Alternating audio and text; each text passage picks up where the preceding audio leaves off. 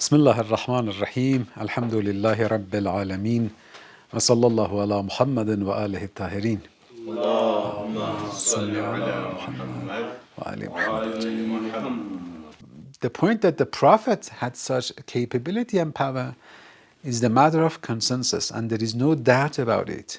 So, because in the previous sessions when we discussed about Vilayat Takwini, some people were saying that this is comparison, this is qiyas. You are bringing from Quran the miracle of Isa alayhi salam, the miracle of Asif bin Barkhia, and you are saying because Asif bin Barkhia had such power, so our Prophet has such a power. While we were not about to do such comparison. We didn't want to say that because Isa alayhi salam had such a power, then our Prophet has. Then when we mentioned it, we were about to say that Allah can give such capability and power to human being. And these are the examples. So these examples are to show, according to Quran, that there could be a man with extraordinary power. So when you accept imkan, when you accept possibility, now it's the time and it's turn to prove that whether such a thing was for the Prophet or not. And now we mention some examples of that. And we shouldn't forget that. Also, we talked about it in the previous sessions that such capability comes from the powerful soul of the Prophet or Imam. And when soul gets strong by getting close to Allah subhanahu wa ta'ala, we talked about it, hadith qurb, nawafil, and fara'is, when that Allah subhanahu wa ta'ala says, you come towards me, you get close to me by performing wajibat and mustahabbat. Allah says, I will give you such capabilities and powers. So this power is for the soul. This is very important. Such a power is for the soul, it's not for this muscles and physical body. So when we are talking about such karama, the karama is for the body of the Prophet or the soul of the Prophet. It's for the soul of the Prophet. So it's not strange if the Prophet departed this life and said farewell to this dunya. He is not in the physical body, and you believe and you agree that he has a life there. So still the soul is there, and that soul can do extraordinary things again. So it's not strange, it's not odd. And when Allah says that there is a barzakh barrier between them, barzakh means that they cannot return back to this dunya.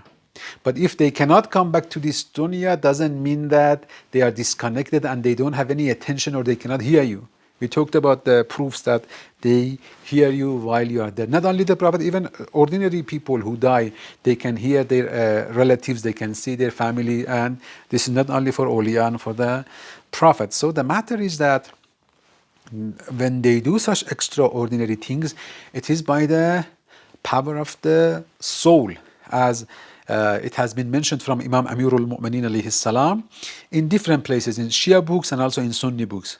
For example, Fakhruddin Razi, the great Mufassir of Ahlul Sunnah, he says, قال علي بن أبي طالب كرم الله وجهه والله ما قلعت باب خيبر بقوة جسدانية ولكن بقوة ربانية.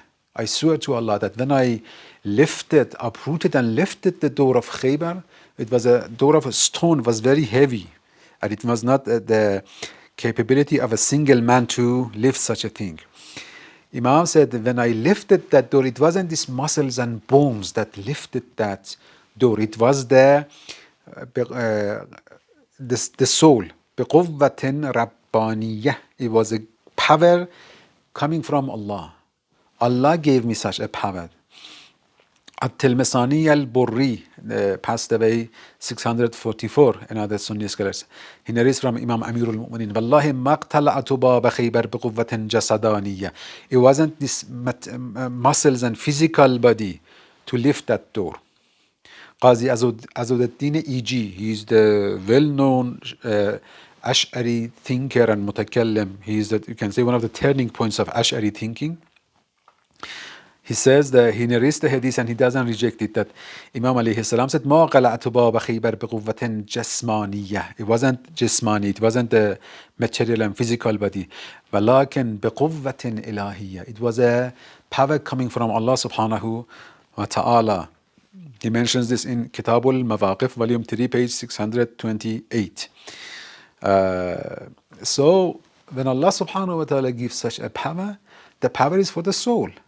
And when the soul is alive, then it's not strange that even after death, that soul, even when the soul is not in the bondage of the material physical body, is much freer than the condition that he had in